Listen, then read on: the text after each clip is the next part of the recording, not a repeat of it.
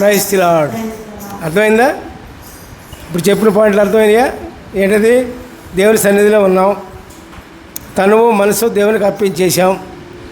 తర్వాత మనలో ఉన్న ప్రేమంతా కూడా దేవుని పాదాల ముందు పెట్టేశారా? దేవుని పాదాల ముందు పెట్టేశారా లేదా మీ ప్రేమని? అది బెటరు. పెట్టారా? పెట్టిన వాళ్ళ చేతులు పైకెత్తండి. దేవునికి స్తోత్రం చేయండి. హల్లెలూయా, ప్రైజ్ ది లార్డ్. దేవుని పాదాల ముందు పెట్టడం అంటే ఇంటి దగ్గర మీ పిల్లల్ని, మీ భార్యని, మీ భర్తల్ని ప్రేమించవద్దని కాదు. అందరికంటే అన్నిటికంటే ఎక్కువగా దేవుని ప్రేమించాలని దాని అర్థం. దేవునికి స్తోత్రం. దేవుని ప్రేమించకుండా ఈ లోకంలో ప్రేమలు చెల్లవు. దేవుని ప్రేమించకుండా, ప్రభువును ప్రేమించకుండా లోకంలో ఎవరి మీద ఎంత ప్రేమించినా వాళ్ళు నీకు విరోధులు అవుతారు. అది గుర్తుంచుకోవాలి.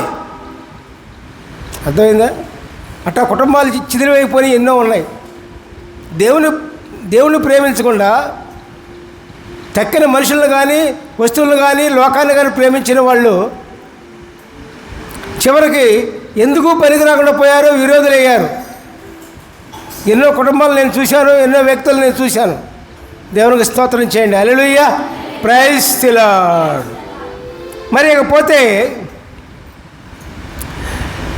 దేవుని ఆత్మ ప్రతి ఒక్క వ్యక్తికి కావాలి. దేవుని ఆత్మ ఉంటేనే ఇవన్నీ కూడా జరుగుతాయి.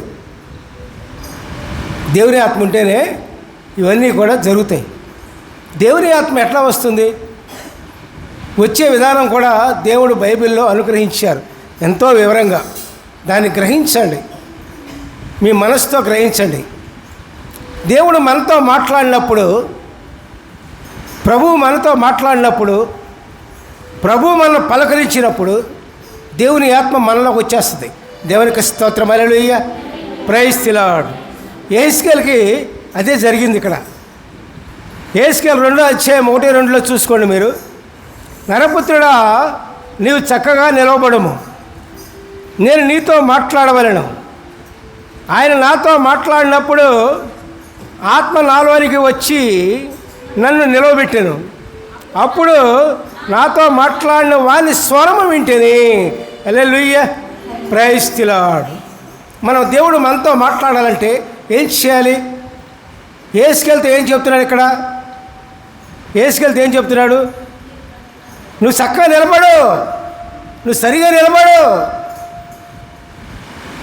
నీ ప్రవర్తన మార్చుకో, నీ మాటలు మార్చుకో, నీ మనసు మార్చుకో, నువ్వు చక్కగా నిలబడు, నువ్వు మనిషివి, నువ్వు మనిషిగా జీవించు.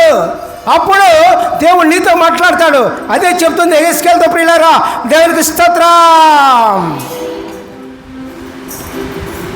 మరి మన ప్రవర్తన సరిలేనప్పుడు, మనం చక్కగా నిలబడినప్పుడు, చక్కగా నిలబడుతుంది అదే మన ప్రవర్తన చక్కగా ఉండాలి.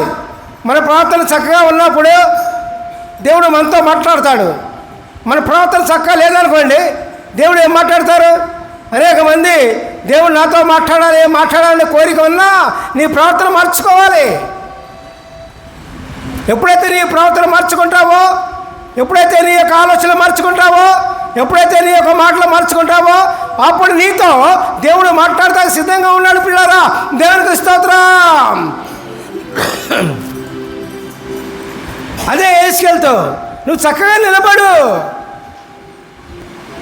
నిలబడంటే స్ట్రైట్గా నిలబడతాం కాదు, అక్కడ నీ ప్రవర్తన మార్చుకోవాలి. అర్థమైందా? దేవునికి స్తోత్రం చేయండి. హల్లెలూయా, ప్రైజ్ ది లార్డ్. మరి ఆ విధంగా మనం చక్కగా మన ప్రార్థన సరి చేసుకున్నప్పుడు దేవుడు మనతో మాట్లాడతాడు. నా అనుభవం నాకుంది.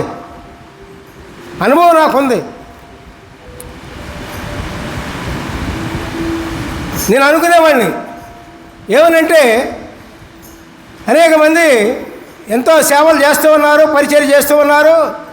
నాలో ఏ తప్పు లేకుండా ఉన్నప్పుడు నేను దేవుళ్ళలోకి వెళ్ళిపోతాను అని నాకు మనసులో ఉండేది.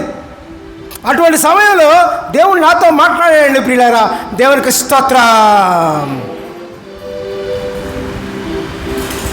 మరి దేవుడు మనతో మాట్లాడాలంటే మన ప్రవర్తన సరిచూసుకోవాలి.